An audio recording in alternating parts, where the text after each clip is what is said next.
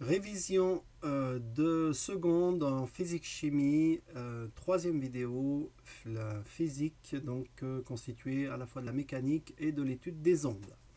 Alors, on commence par la mécanique et la définition d'un référentiel et d'une trajectoire.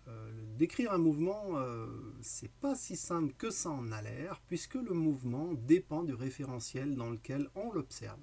Par exemple, si un bateau qui avance sur l'eau, eh bien, si on lâche une pierre au sommet du mât, eh bien, si le bateau avance, alors d'abord, si le bateau est immobile, la pierre a un mouvement rectiligne, vertical, et donc tombe le long du mât. Par contre, qu'est-ce qui se passe si le bateau avance?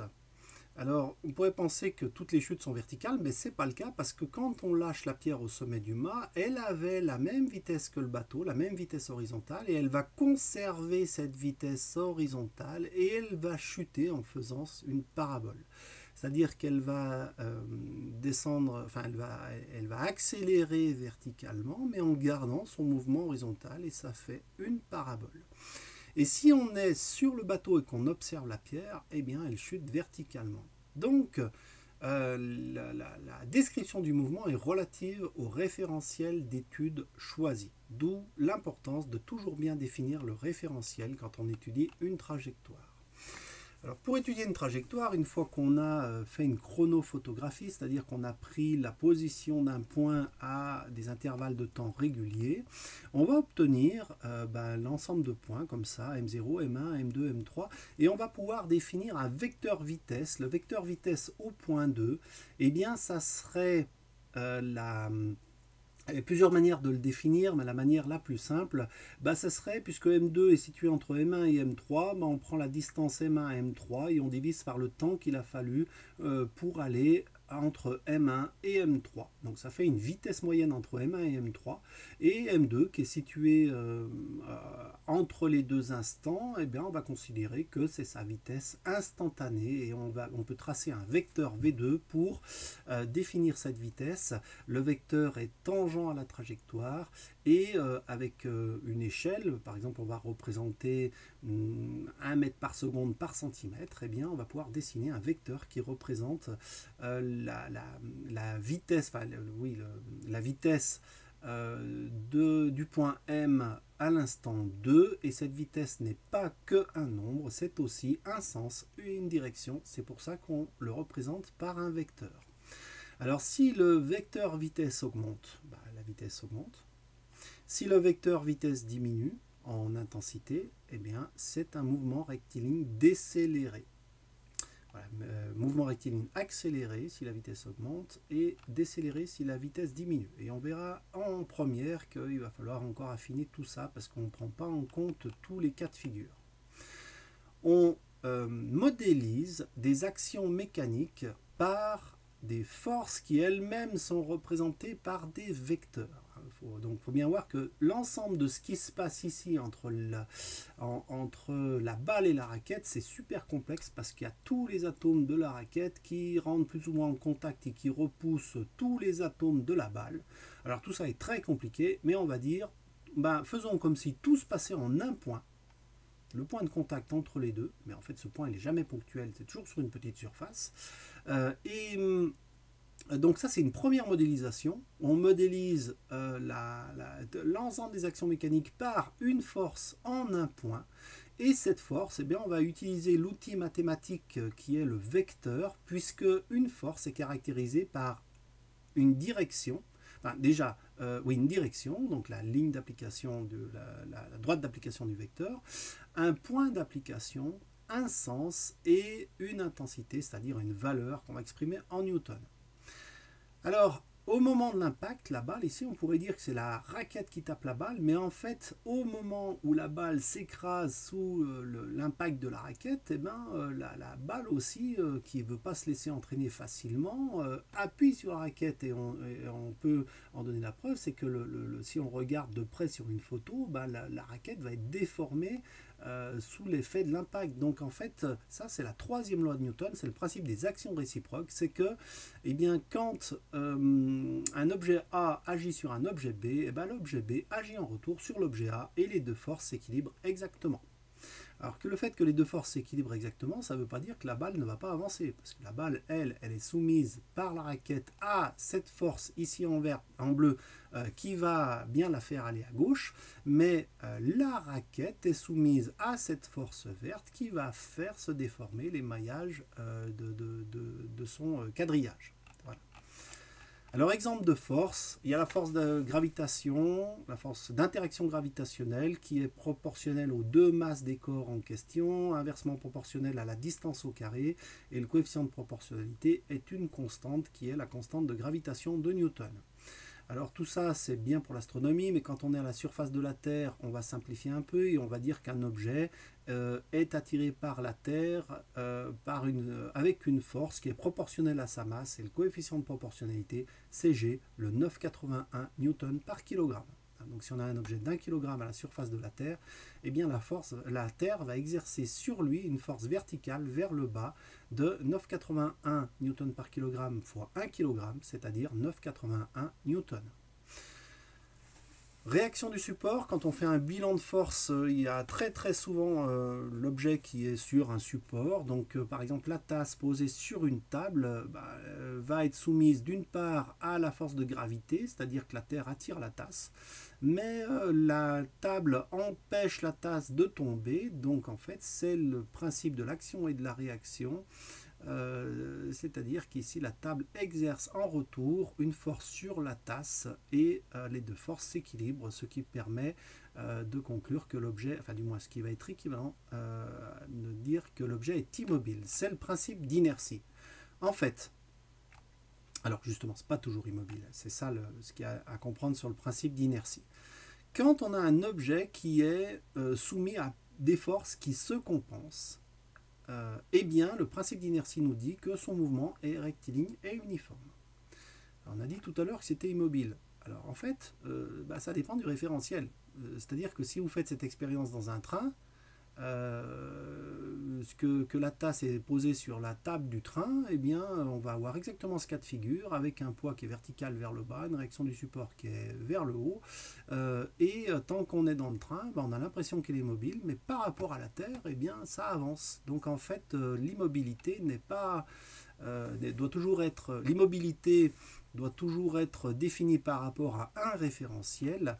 Et le principe d'inertie qui généralise tout ça nous permet de dire que quand la somme des forces qui s'appliquent sur un objet est nulle, eh bien le mouvement est rectiligne et uniforme, et l'immobilité n'est qu'un cas particulier d'un mouvement rectiligne uniforme. C'est un mouvement rectiligne uniforme pour lequel la vitesse serait nulle.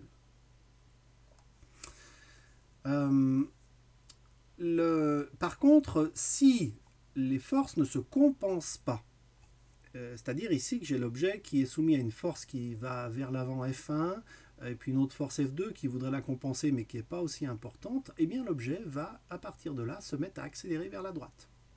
Mais comme ici on a en plus F4 qui est plus grand que F3, l'objet va aussi accélérer vers le bas. Donc on voit qu'il va accélérer à la fois vers la droite et vers le bas, ça fait ce mouvement ici. Voilà. Donc le principe d'inertie permet de dire que quand on observe un mouvement rectiligne ou uniforme, eh bien ça veut dire que toutes les forces se compensent, et inversement, si toutes les forces se compensent, alors on aura un mouvement rectiligne et uniforme. Les variations de vitesse. On a vu tout à l'heure comment définir le vecteur vitesse en un point. Eh bien, si par exemple, au point 7, on a un vecteur V1, comme ceci, oui, peut-être le dessiner un petit peu mieux, voilà, un vecteur V1 que je reporte ici, qu'au point 9, on a un vecteur V9 comme ceci, eh bien, on pourra dire que pour passer de l'un à l'autre, alors si je reprends là, en gros on est passé de ce vecteur V1, je le repars du même point, on est passé du vecteur V7 au vecteur V9, et bien pour passer de l'un à l'autre, il a fallu rajouter au premier vecteur ceci, et ça c'est ce qu'on appelle la variation du vecteur vitesse. La variation du vecteur vitesse, c'est le vecteur qu'il faut ajouter au vecteur précédent pour obtenir le vecteur d'après. Alors, cette variation du vecteur vitesse va être très importante pour l'étude du mouvement en première. Donc on peut, comme tout à l'heure, on pouvait définir et dessiner un vecteur vitesse, on peut aussi dessiner des vecteurs variation de vitesse. Alors pour ce vecteur variation de vitesse là qui a cette longueur là, ça veut dire que par exemple entre ce point là où on aurait ce vecteur vitesse V3 et ce point là où on aurait ce vecteur vitesse V5, et bien pour passer de V3 à V5, si je prends V5 et que je le mets à partir de la même origine, eh bien il va falloir rajouter ce vecteur là, et ce vecteur là c'est le vecteur variation de vitesse delta V4 qui est représenté également ici. Alors dans le référentiel terrestre, lors d'une chute libre, le vecteur variation de vitesse a le même sens et la même direction que la résultante des forces, ici le poids. Voilà, donc si on a un objet qui est soumis uniquement à son poids, et bien la variation du vecteur vitesse va être proportionnelle, va avoir le même sens et la même direction que la résultante des forces, auquel cas la variation de vitesse va être toujours verticale, ce qui veut dire que l'objet va être toujours avec une vitesse verticale et sa trajectoire va être verticale. Voilà pour la mécanique de seconde. Passons maintenant à la partie sur les ondes où le son a été étudié. Donc le son, c'est une surpression de l'air qui se propage par exemple d'un haut-parleur jusqu'à une oreille. Et si on se met en un point et qu'on peut voir comment évolue la pression au cours du temps, eh bien on va pouvoir tracer une courbe donc de pression acoustique au cours du temps. Et cette courbe va permettre de définir la période de la vibration. Alors, la période de la vibration va elle-même permettre de déterminer la fréquence, qui est l'inverse de la période, en Hertz, et un signal sonore. Alors ça, c'est un signal sonore pur qui forme une sinusoïde. Et un signal sonore peut être plus complexe. Par exemple, un violon ou un piano va faire un son caractéristique. Et donc, quand on prend la courbe qui représente les variations de pression au cours du temps, eh bien, on voit qu'on n'a pas une sinusoïde simple. On a une forme de courbe un peu plus compliquée, mais qui a aussi une période T1 qui va permettre de déterminer la fréquence du signal. Ce qu'on appelle le timbre, c'est ce qui nous permet de dire que oui, telle note c'est un piano, telle note c'est un violon. Ça c'est le timbre. Et le timbre est caractéristique de la forme. Par exemple ici ça pourrait être, alors je dis n'importe quoi, ça pourrait être cette forme là de double vague, ça serait un piano. Et cette forme là de pic, ça serait un violon. Voilà. Le son et l'oreille, donc un son est entendu par l'oreille humaine si son intensité sonore en décibels est suffisante, mais pas trop non plus parce que sinon ça peut endommager le système auditif, et sa fréquence doit se trouver dans le domaine de sensibilité de l'oreille. On n'est pas capable d'entendre des sons de fréquence inférieure à 20 Hz, ni non plus d'entendre des sons supérieurs à 20 000 Hz, 20 kHz, au-delà c'est ce qu'on appelle des ultrasons. Plus la fréquence est élevée, plus le son est haut, c'est-à-dire plus il est aigu. La lumière est elle aussi une onde, mais une onde électromagnétique. On affinera cette année ce que veut dire électromagnétique. Donc elle se propage à la vitesse très très élevée de 300 000 km par seconde, ce qui s'écrit 3 × 10, 8 mètres par seconde dans le vide. Elle fait partie des ondes électromagnétiques, dont une petite partie est perceptible par l'œil humain. Donc les ondes électromagnétiques, c'est plein d'ondes aux propriétés très très différentes qui vont des rayons gamma aux ondes radio en passant par les rayons X, les ultraviolets, les infrarouges et les micro-ondes. Et dans tout cet ensemble d'ondes électromagnétiques, il y en a une toute petite partie dont la longueur d'onde est comprise entre 400 et 800 nanomètres qui correspond à 750 nanomètres qui correspond aux couleurs que notre œil est capable de détecter. Alors comment est-ce qu'on produit de la lumière ? Quand un corps est chaud, eh bien, il émet de la lumière il va y avoir un certain spectre de couleurs qui dépend de la température. Quand un corps chaud quand la température d'un corps chaud augmente, alors il y a de plus en plus, le spectre se déplace vers le bleu, ce qui fait que quand un corps est très chaud, on le voit rouge, ou quand il est encore plus chaud, on le voit jaune, et puis quand il est très très chaud, le spectre s'enrichit dans les bleus, et quand notre œil voit simultanément du rouge, du vert et du bleu, eh bien il voit en fait du blanc, le blanc étant pouvant être modélisé par la somme de lumière bleue, verte et rouge. Quand ensuite une lumière qui provient par exemple du soleil, c'est ça qui fait ce spectre qui va du bleu au rouge, traverse un corps, ce corps peut absorber certaines fréquences caractéristiques et dans ce cas on voit un spectre d'absorption, c'est-à-dire qu'on voit la lumière du soleil, mais il y a une partie de la lumière qui a une certaine longueur d'onde, donc une certaine fréquence, qui a été absorbée par cette matière. Et donc on ne la voit plus dans la lumière qui ressort de cette matière. Par contre, cette matière qui a absorbé ce rayonnement va elle-même le réémettre. Et quand elle le réémet, eh bien, elle émet que les longueurs d'onde qu'elle a captées. Et dans ce cas, on aura ce qu'on appelle un spectre de Ray, qui est un spectre discret et qui s'oppose à un spectre continu dans le cas du Soleil. Changement de milieu de propagation, réfraction et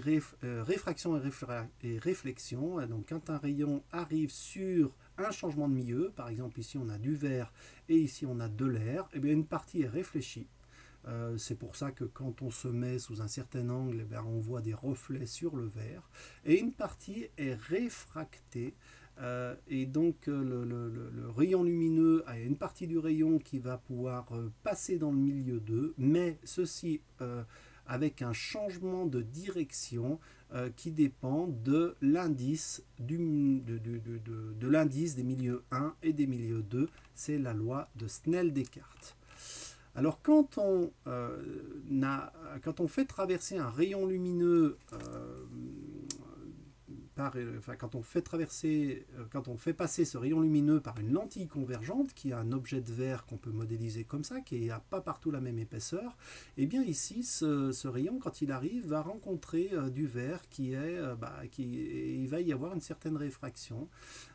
Donc un changement de direction, et quand on repasse du vert à l'air, il y a à nouveau un autre changement de direction. Ceci va faire en sorte que globalement le rayon est dévié. Alors cette lentille qui a une certaine épaisseur dans la réalité, on va la modéliser par ceci, donc une double flèche, et on va simplement montrer que le rayon ici est dévié. Alors quand un rayon passe par le centre de la lentille, il n'est pas dévié, c'est le rayon rouge, et quand il passe par le foyer de la lentille, il ressort parallèle à l'axe optique. Ça va nous permettre, quand on trace tous les rayons issus d'un point B et qui traversent une lentille convergente, on voit que l'ensemble de ces rayons passe par un point B'. Alors donc si on place ici un écran de papier par exemple, toute la lumière qui provient de ce point va converger en ce point. Donc si ici c'était un bout de l'objet qui était vert, ici je vais avoir de la lumière verte. Si ici j'avais sur cet endroit de l'objet un endroit qui était bleu, ici j'ai un petit point bleu. Et l'ensemble de tous les petits points va former une image sur la feuille de papier. Voilà pour l'optique. Enfin, l'électricité.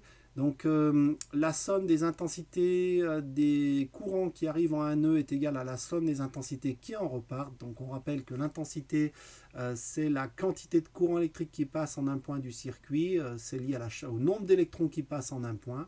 Donc, si ici, j'ai une intensité, par exemple, de 2 ampères, et que j'ai une intensité d'1 ampère qui arrive aussi ici, et que je mesure aussi l'intensité dans I3 et puis que c'est 0,5 ampères, je peux déterminer ici combien j'ai dans I4, parce qu'en tout j'ai 3 ampères qui arrivent, 0,5 qui part là, ça veut dire qu'ici il y en a forcément 2,5 ampères. Voici la loi des nœuds. La loi des mailles permet de faire des calculs sur la tension. Alors la tension, c'est une notion un peu délicate, c'est la différence d'état électrique entre deux points d'un circuit qui se mesure en volts. Et bien si ici mon générateur me fait une différence d'état électrique de 6 volts, c'est par exemple voilà, les électrons qui sont là sont soumis à un état qui va leur donner envie d'aller à cet endroit-là et enfin les pousser à cet endroit-là. Alors en l'occurrence les électrons ils vont dans le sens inverse, mais bon peu importe. Une charge électrique est poussée dans ce sens-là. Eh bien, cette poussée ici va lui permettre de traverser un seul dipôle, donc la tension, c'est-à-dire la différence d'état électrique qu'on trouve aux bornes de la résistance R1, c'est exactement celle-là. Hein. Voilà, parce que les électrons sont dans le même état ici que ici. Donc, si je fais la loi des mailles ici, je regarde une maille, je vois qu'ici j'ai 6 volts apportés, j'ai 6 volts, oui, apportés entre guillemets par le générateur. Ici, j'ai une tension inconnue. Et bien ici, ça veut dire que je vais avoir les 6 volts du générateur qu'on retrouve aux bornes de la résistance. Mais si par exemple on s'intéresse à une seconde maille, et bien ici, les électrons qui arrivent là sont toujours dans le même état. Quand ils sont là, ils sont dans le même état qu'ici. Et ici, ils sont dans quel état? Bon, alors on ne va pas répondre à cette question, c'est un peu délicat, mais tout ce qu'on sait, c'est que les 6 volts qu'on a ici fournis par le générateur doivent permettre à la charge électrique de franchir les deux obstacles. Donc, par exemple, si on mesure ici une tension de 2 volts, eh bien, c'est qu'ici, il y a une tension de 4 volts. C'est-à-dire que si je forme une boucle, eh bien ici j'ai les 6 volts apportés par le générateur qui doivent se retrouver sur la somme des tensions du reste de la boucle des récepteurs. Voilà. Donc c'est la loi d'additivité des tensions pour les dipôles en série et la loi d'unicité des tensions pour une branche en dérivation. Ce sont des notions assez subtiles que j'ai essayé de résumer rapidement, mais on va les revoir en détail en première. Donc pas de panique si vous n'avez pas compris cette explication très rapide.